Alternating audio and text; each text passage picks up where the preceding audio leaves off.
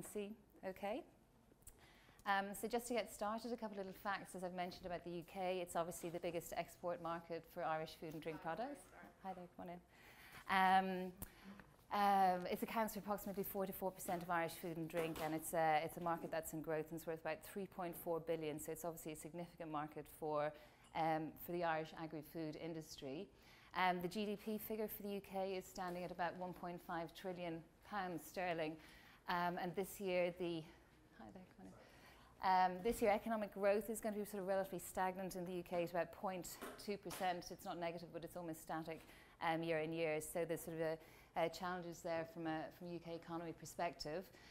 One thing that is growing is the population of the UK, which is standing at about 62 million people. So when you compare that to the island of Ireland, where there's approximately 5.5 or 5.6 million, the population of the UK is obviously scaled up by about 10 times that of Ireland. And a key point to note here is that about 12 million people live within the M25, so live within London and the M25 area. So it's quite a concentrated density of population in the UK. Food inflation is another area that has been it's been growing quite strongly year on year. It's standing now at about 5%, down from about 5.5% last month. Which is it's a very significant figure for UK consumers, not least because they've been bombarded by messages about it in the media, but also they're very much aware of the level of inflation in food from their monthly food bills. In addition to this, or probably as a result of this, consumer confidence has dropped. It's dropped by about 13 points from this time last year, and it's dropped consistently over the last 3 months as well. So consumers are very much unsure about the future. They're unsure about the security of their jobs. They're unsure about the economy itself, and that is having a knock-on effect on the spending and the levels of spending and the perception that consumers have about the UK going forward. On a slightly more positive note, I guess the exchange rate has improved from this time last year.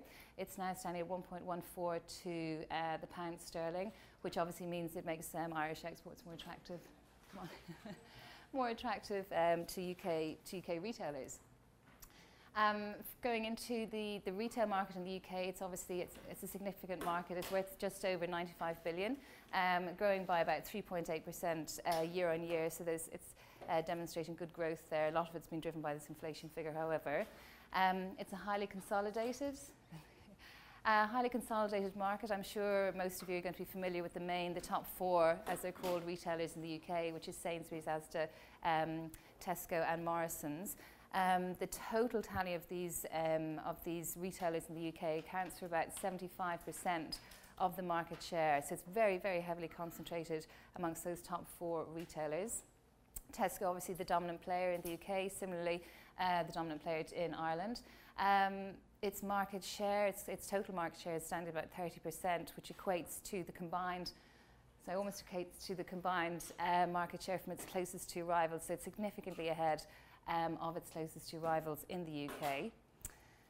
And we're also seeing more consolidation within the retail sector this year, as of May last year, where Asda bought the Netto chain of stores. Netto was a discount retailer, much smaller store formats than Asda, but Asda took the move and took the strategy to buy these Netto stores, which allowed them to extend their range of store formats, if you like, in the UK. And I think they've held on to about 147 stores, so they're adding to their store space and the turnover.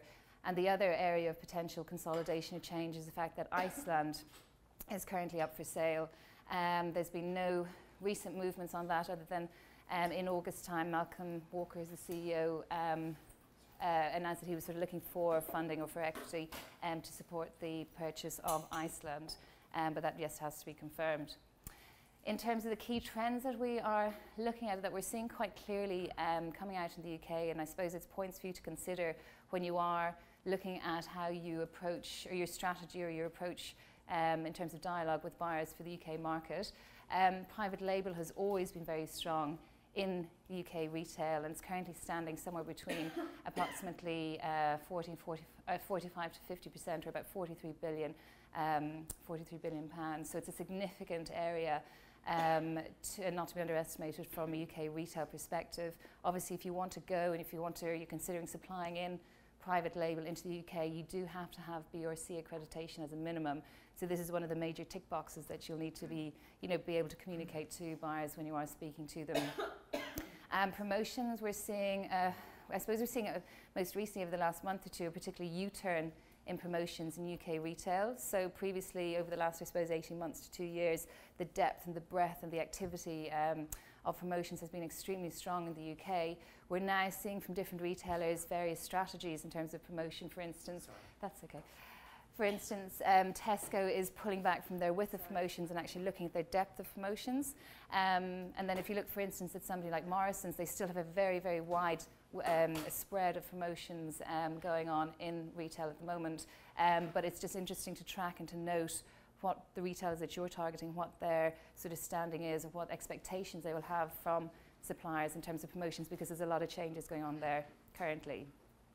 The rise of convenience, obviously the convenience channel, the convenience multiple channel is, again, it's rising significantly. Approximately 10% of retail sales are actually being dedicated to, are actually being accounted for by sales through convenience, through smaller format channels. So for you as a supplier, it's a very important consideration in terms of how can your product or your offer satisfy this demand for the convenience channel and the products within it. We're also seeing sort of a dichotomy, it's almost sort of a growth of, an acceleration of growth within two sides of the market. So from the more value side, I suppose, which is to be expected given the current economic conditions, we're seeing significant growth in that.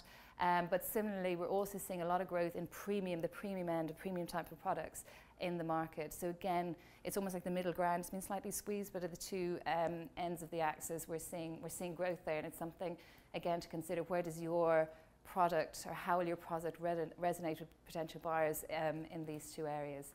So obviously very top line trends there, but just to give you an idea about sort of the most prevalent ones in retail at the moment. From a food service point of view, obviously the food service sector is of great interest to an awful lot of companies, Irish companies. Its value is standing at about 42 billion, so it's in or around approximately just less than half the value of the total grocery market in the UK.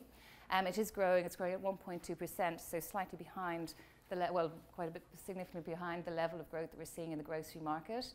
In the grocery market, where the top four is accounting for approximately 75% of the share of the market, you've got 2,800 food service groups accounting for 48% of the market. So polar opposites to what's going on in grocery, but just to give you an understanding of how fragmented that market actually is. So in terms of number of outlets, we're looking at almost 300,000 outlets. These outlets are ranging from the familiar sort of the McDonald's, the Pret a Manger's, right up to the more exclusive and more premium Gordon Ramsay type outlets. Significantly, I thought this is a very strong fact. No player in the UK food service market has a share of more than 5%. So no player, if you look at grocery, Tesco's got 30%, Asda's 16%, Sainsbury's about 16.1%. In food service, no player's got more than 5%. So it just highlights the level of I suppose, fragmentation and within the market, and also for you, it's obviously a consideration in terms of how do you get to the food service contacts that you want, and who are these food service contacts, because your options are very much more, far more varied, if you like. It's highly diverse. It's a profitable segment. Costs are obviously even more sort of keenly developed, pursued and executed within this sector. And also sort of the quick service market, just to give you another figure for it, is where it's over about £9 billion worth sterling. But it is, the reason why we put that in there is that quick service market has increased by about 11% in the last 3 years rather. So from from the total food service sector, which is 42 billion, this sector is significantly in growth, and it is worth about £9 billion sterling. Excuse me. And then again, the supply chain, for those of you who are familiar with obviously dealing with grocery retail, the supply chain into food service channels is different. You do have wholesalers who are acting as gatekeepers, so you have the sort of the dichotomy between operators and distributors, and it's about understanding where the opportunities are for you and who you should actually target when you're actually looking at food service for the UK. Okay.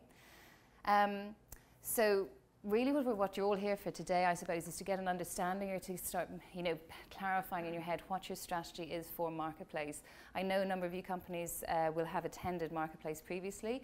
As Tara has highlighted earlier on this morning, we are very much about ramping it up, about helping you to develop, to secure and to execute meetings with buyers so that you actually write that business, so that we hit in excess of our target of 15 million.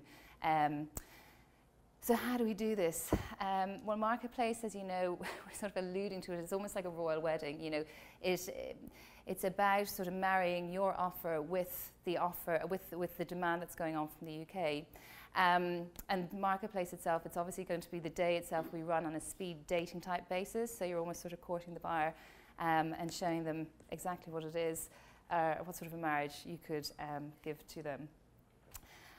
So what are the considerations before this first date that you have with the buyer on the 7th of February?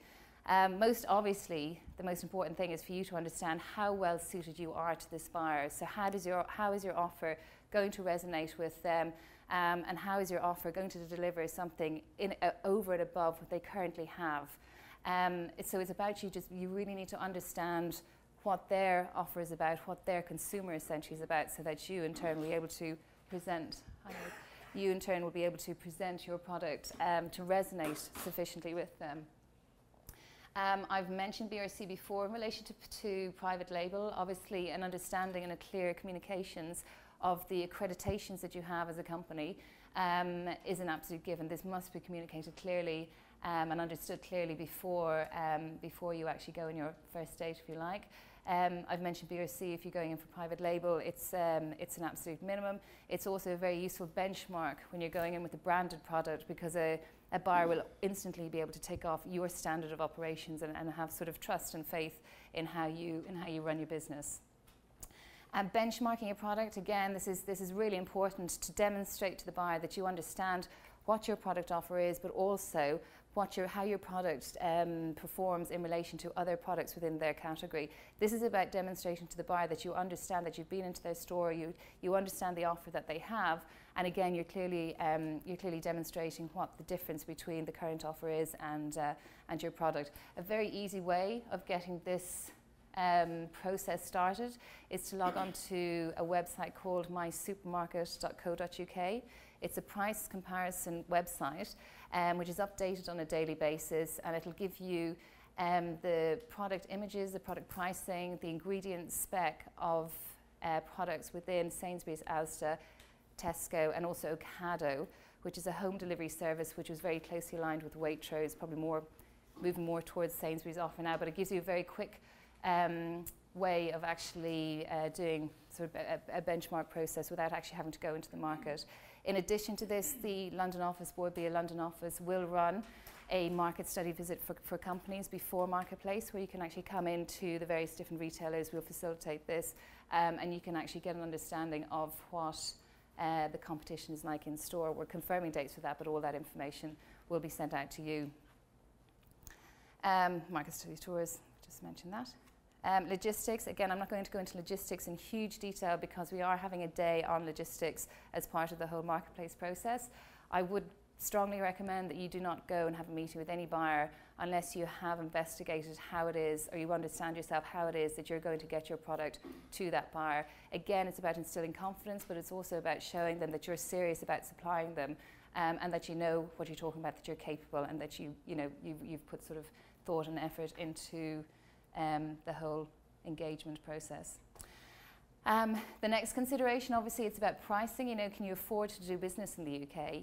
So can the pricing that you have ex-factory, plus your distribution, plus your promotion costs, plus any fluctuation or leeway you might want to leave for currency fluctions, plus your distribution costs, plus obviously the retailer margins. When all of these are totted up, is your product actually fit, and will it be able to carry the pricing that the market is currently holding? Again, timings. We've had a couple of conversations with meetings this morning. In terms of range reviews, obviously timing is going to be key. It's going to be key for you to understand when these range reviews are going to take place, and in turn when you should be talking to the buyer. As a general rule of thumb, they generally take place around sort of September time and March time. There's some obviously movement in that, it's not an absolute, but that's a general sort of ballpark timing, and then the prep will start between 3 and 4 months ahead of that. So just again, it's a consideration for you before you go into your retailer. And again, for sort of positive outcomes will flow positive messages. So it's essentially about being upbeat. We're open for business. We want to do business with you. We've put you know, research into the market. We understand what it is from the buyer's perspective that he wants, and this is what we are giving you. This is what we're delivering for the buyer, and the value that that all entails. So on to sort of the wow factor. I mean, I think the thing about Marketplace is, you know, the buyers are going to have quite a few meetings throughout the day, and it's really for you guys to consider, you know, how are you going to stand out and how are you going to be remembered on that day when the buyer sort of goes home. And really it's about understanding what your unique selling point is. And I think it's very important that you do this with a view to the UK retail market, and specifically tailored to each individual buyer that you're meeting. What is it that's going to resonate with him, you know? Is it going to be a smaller portion size? Is it going to be your branding? Is it going to be a premium product? Is it going to be the pricing, you know? But the pricing isn't actually a sort of a USP, but it's about demonstrating that clear value that will persuade a buyer to swap over from existing supply, to go through the whole process of taking on a new supplier and to put you on shelf. And I can't kind of emphasize that point more clearly, because there is a process, particularly if you are going in as a new supplier. There's a whole raft of processes that you will have to go, resource that will have to be dedicated to you, that the buyer will be reluctant to do unless he's 100% sure about your capabilities, about your dedication, and about the product offer that you have. So really, in terms of, you know, kind of working out, well, what is your unique selling point?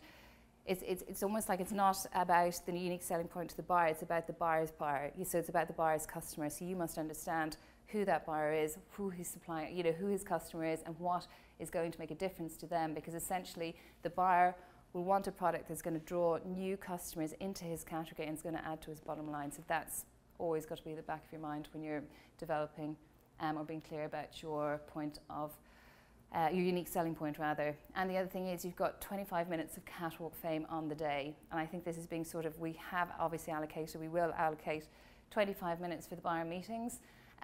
We'll do our absolute best to get buyers there in time, but it may be a case that you end up with 15 minutes of the buyer. So just be prepared for all scenarios on that. We'll do our best to avoid it. But I think 25 minutes is probably the maximum you're going to be able to expect from buyers. Okay.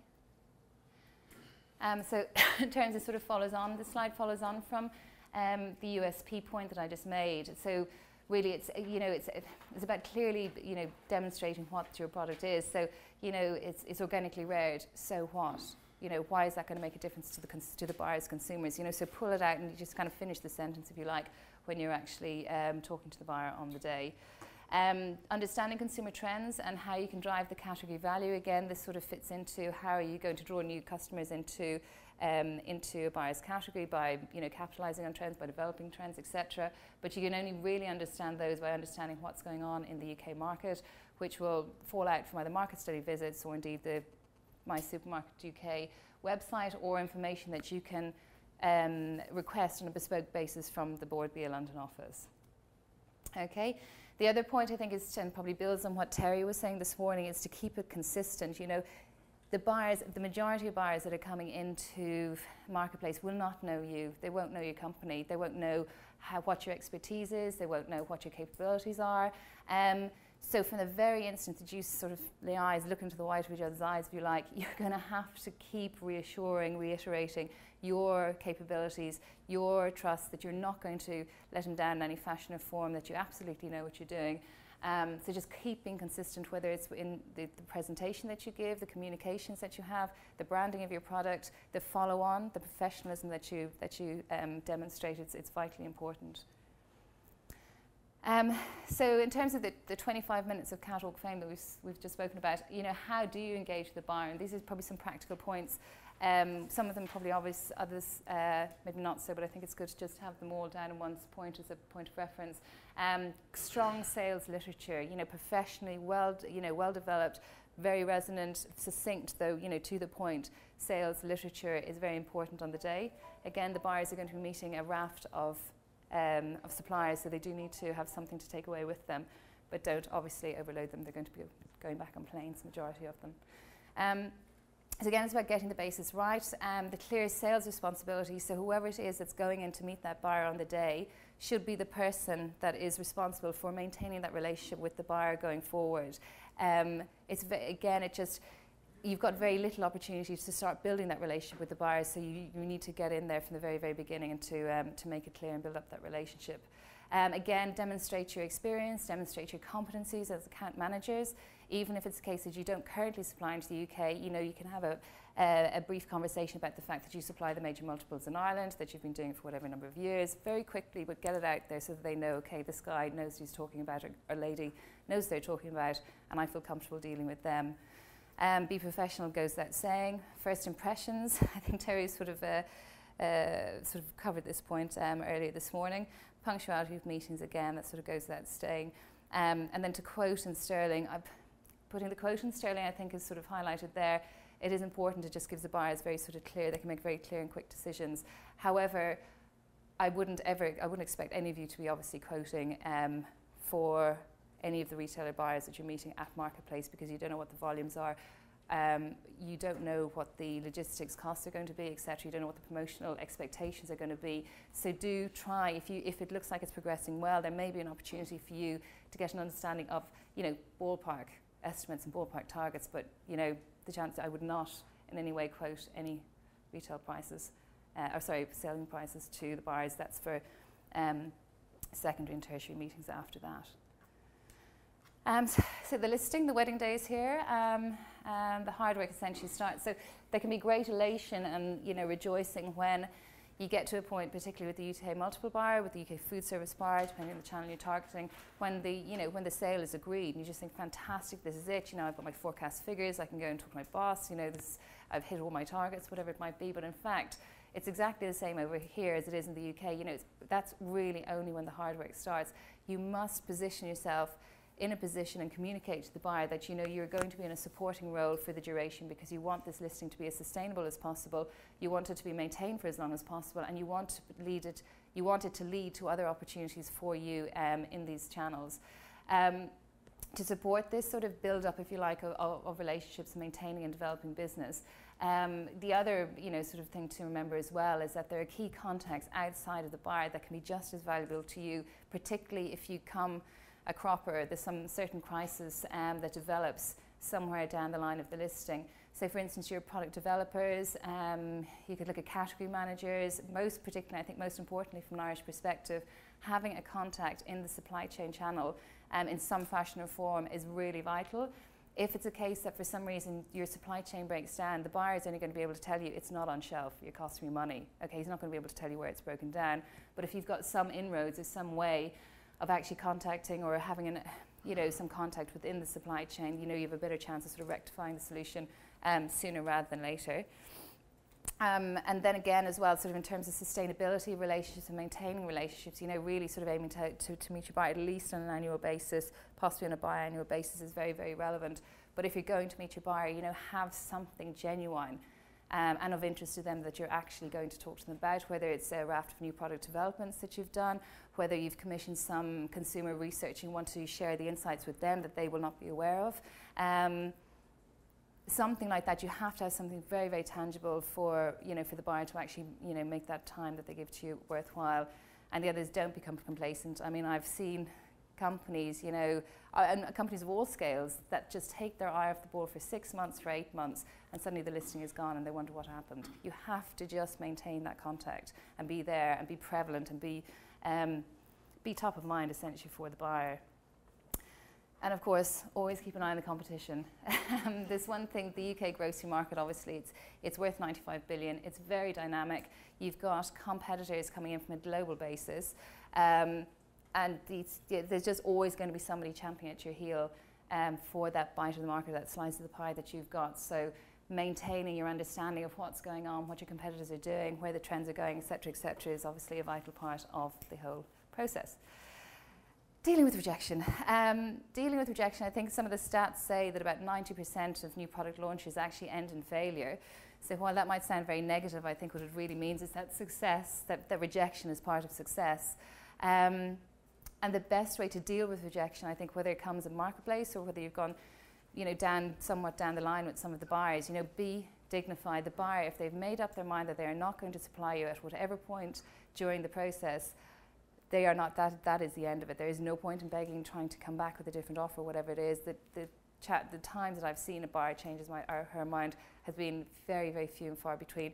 Be dignified, take from it, take an understanding, I suppose, of where it's fallen down and why it's fallen down. Try and get as much feedback, obviously, as you can, which sometimes can be difficult because sometimes the lines just go dead.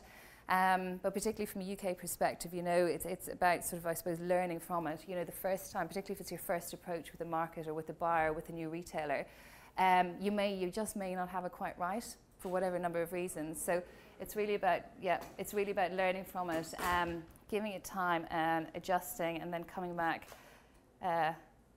stronger, and I suppose more market fit, if you like, and then potentially you can reap the rewards. So I'm going to finish up quickly, just about 3 or 4 more slides to go through. From a marketplace, from a UK perspective, we are targeting about 800 buyers across various channels, which are outlined here. Obviously the conversion rate is going to be considerably smaller than that, but we do have a very wide, we're casting the net pretty wide for these buyers, and we have started the canvas process as well. So we are putting a huge amount of effort into getting these buyers across to the market for you.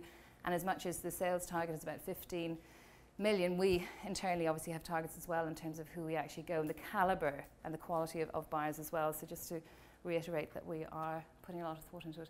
And one final thought, so even the most tragic disasters can present opportunities. There are ways around this. I think, if you walk away from marketplace and think, God, what on earth was that? It didn't, for whatever reason, it didn't work out.